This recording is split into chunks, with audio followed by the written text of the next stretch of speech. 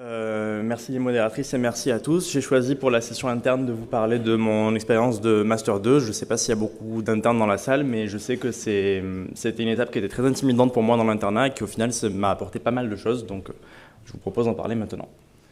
Donc le titre est un peu provocateur à dessein. On s'intéressait aux troubles de la statique pelvienne en partant du postulat que c'était une pathologie fréquente, vous savez tous, puisqu'elle concerne plus de 50% des femmes de plus de 50 ans, 30% de l'ensemble de la population des femmes. 40% d'entre elles sont symptomatiques, 10% finissent par être opérées et en fonction des définitions qu'on accorde à l'échec, qui sont morphologiques, symptomatiques ou qui nécessitent une reprise chirurgicale, on a des taux qui avoisinent les 30%.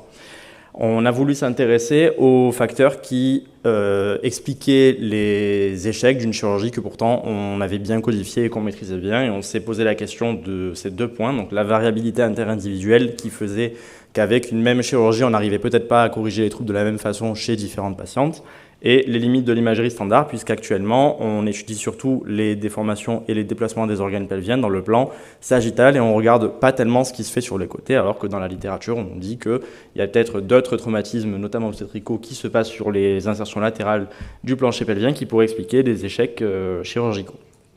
Donc l'objectif de mon travail de Master 2, c'était de reprendre le projet MODIP qui veut établir un jumeau numérique pour chaque patiente qui est dans un circuit de prise en charge de troubles de la statique pelvienne.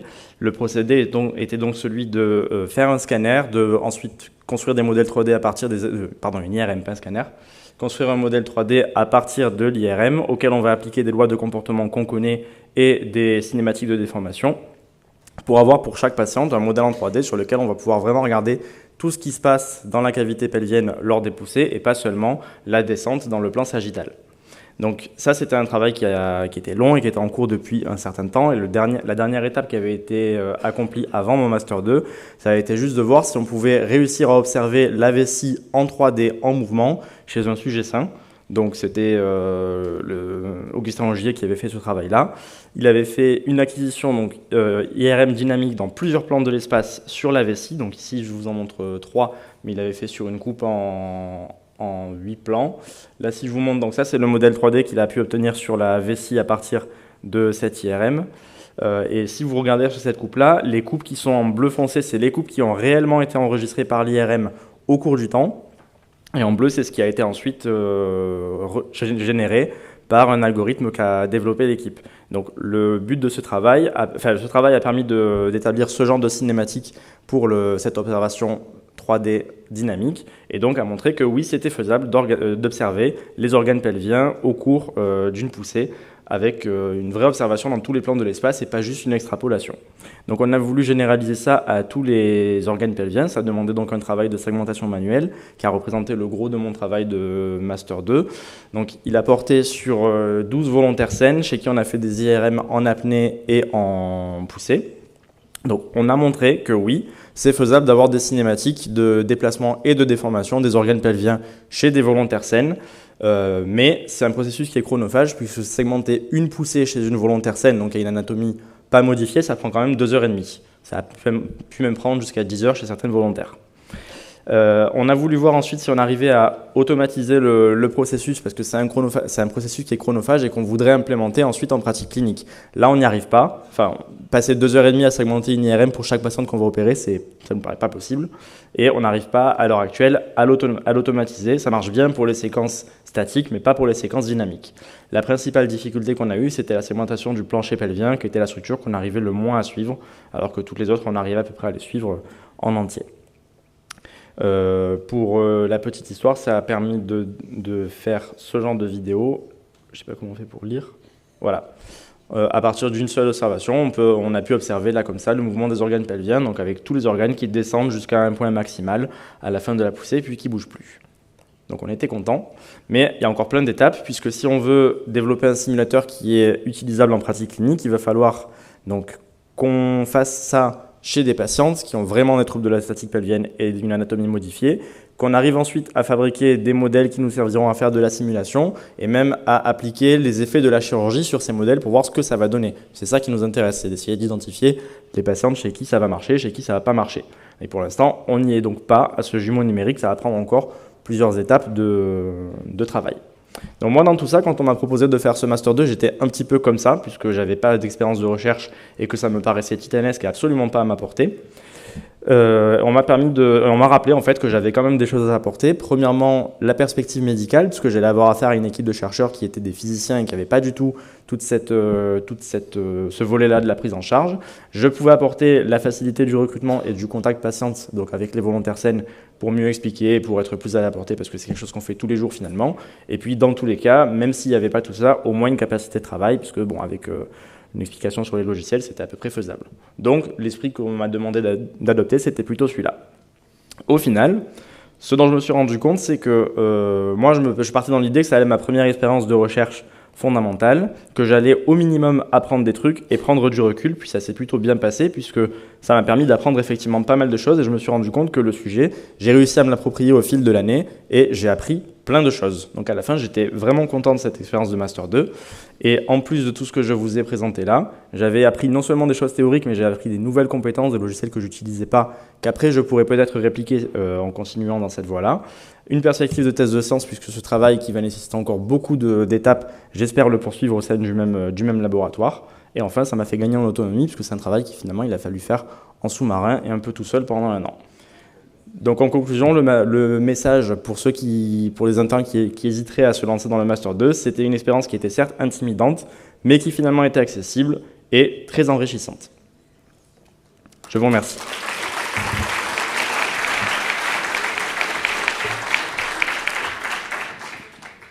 Merci Adèle pour cette présentation et l'optimisme du Master 2.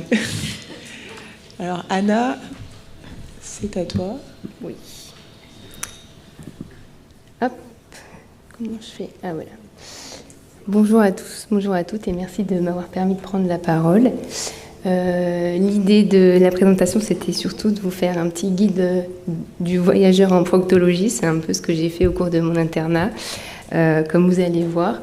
En fait, j'ai fait mon internat, je l'ai commencé à Marseille, puis j'ai décidé de partir à Rennes pour me former avec l'équipe de Charlène Brocha et Laurent Ciproudis et de continuer mon parcours à Paris, où j'étais avec l'équipe de Laurent Abramovitz à l'hôpital Bichat.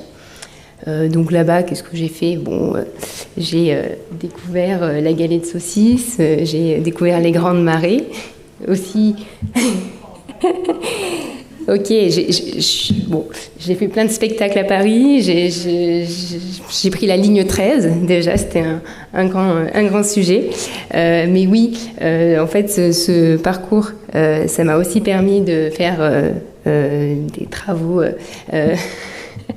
en collaboration avec toutes les équipes avec qui j'ai pu donc travailler. Ça a donné lieu à ce travail de mémoire de thèse qui consistait à se poser la question de la place de la combiothérapie dans la prise en charge des lésions anopérinéales de la maladie de Crohn réfractaire. On a fait ce travail donc entre Marseille, Paris à l'hôpital Bichat, Paris aussi avec l'Institut des Mickey et Rennes. Et je remercie toutes les équipes qui ont travaillé sur ce projet parce que ça a été assez difficile de retrouver donc tous les dossiers de patients qui sont suivis depuis de nombreuses années sur cette problématique. L'idée de ce travail est née du fait que vous savez très bien que le traitement médical et chirurgical dans la maladie anopérinéale de Crohn, il est difficile, et il est difficile surtout quand on arrive après plusieurs lignes de traitement médical qui ont échoué, et on se posait la question de la solution, quelle solution thérapeutique proposer à ces patients. On sait que la combiothérapie fait un peu son entrée dans la prise en charge de la maladie luminale, ça a été vu, et on va dire collégié sur plusieurs cohortes rétrospectives dans la prise en charge de la maladie luminale réfractaire et également dans la prise en charge de la maladie luminale avec manifestations extra-digestives, avec des résultats qui sont plutôt encourageants et peu d'effets secondaires. Donc on a voulu se poser la question de cette stratégie thérapeutique pour les lésions anopérinéales de Crohn. Donc l'objectif, c'était un peu de décrire ces patients, de décrire l'évolution des lésions anopérinéales et d'évaluer les effets secondaires associés à ce traitement. L'idée d'aujourd'hui, c'était de présenter un peu des résultats préliminaires, parce qu'on n'a pas complètement fini le travail. Vous allez voir On a monté une étude rétrospective sur les 4 centres que j'ai cités et on a inclus les patients qui avaient des lésions anopérinéales de Crohn qui étaient actives au moment de l'introduction de la combiothérapie et qu'on a suivi pendant au minimum 6 mois. On a réussi à pouler plus de 1000 patients sur ces 4 centres et en inclure 25. On a défini 2 choses, l'échec de la combiothérapie, donc des patients qui continuaient à avoir des suppurations qui coulaient ou qui continuaient à avoir des nécessités de traitement par chirurgie, donc de drainage des abcès. Et on a décrit un autre critère qui était l'amélioration clinique sous traitement, donc des patients qui avaient au moins un petit bénéfice de ce traitement, une diminution de l'écoulement ou une absence d'écoulement ou une absence de nouvelle intervention chirurgicale pour abcès. Et on a aussi regardé la tolérance du traitement. Au total, quelques petits résultats préliminaires, on a 16 patients qui ont eu une amélioration clinique avec 8 patients qui avaient une fermeture de l'orifice externe, 9 patients qui étaient en échec, dont 2 patients qui ont eu une amputation abdominopérinéale et on n'a pas observé de patients avec des effets secondaires. On est d'accord que c'est une indication qui reste quand même très rare. 25 patients sur les plus de 1000 patients poulés dans 4 centres experts en France, c'est pas fréquent du tout. C'est des patients qui étaient à chaque fois réfractaires à d'autres stratégies thérapeutiques, qui avaient des maladies anopérinéales qui évoluaient depuis vraiment plusieurs années, qui avaient des diagnostics à l'âge très jeune de la maladie de Crohn, et qui avaient eu plusieurs lignes de traitement, des fistules très complexes. Donc on a quand même réussi à avoir un petit signal d'amélioration clinique chez ces patients qui étaient en échec de tout, avec une bonne tolérance. On attend encore des résultats de 3 TELAP. Vous savez que la cohorte est encore en cours d'inclusion. Donc ça, c'était pour mes petits travaux universitaires, on va dire. Mais après, la SNFCP m'a aussi donné la chance de voyager ailleurs grâce à un fellowship qui a été accepté en collaboration avec l'équipe espagnole, la Société espagnole de coloproctologie. Et c'est plutôt direction les Canaries cette fois-ci. Donc je vous laisse voir mon petit film, si filmé avec un iPhone, mais vous allez voir pas mal de talent de réalisatrice. Ah, ça n'a pas marché. Voilà.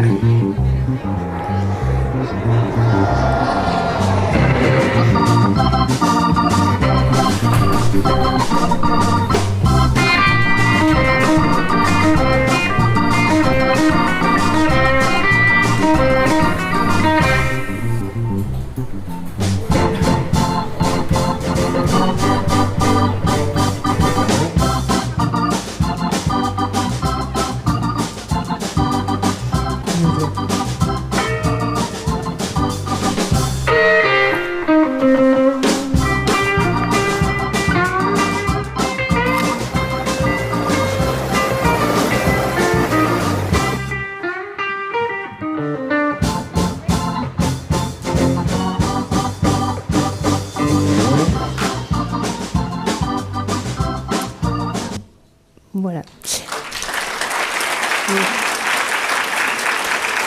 Mais merci encore donc à la SNFCP parce que ils m'ont suivi tout au long de mon parcours, m'ont permis de faire les différents échanges, autant en interchu que du coup pour le fellowship. Voilà. Merci beaucoup et bravo à tous les deux. Et puis bon appétit à tous et on vous donne rendez-vous à 13h45 pour la session d'après-midi.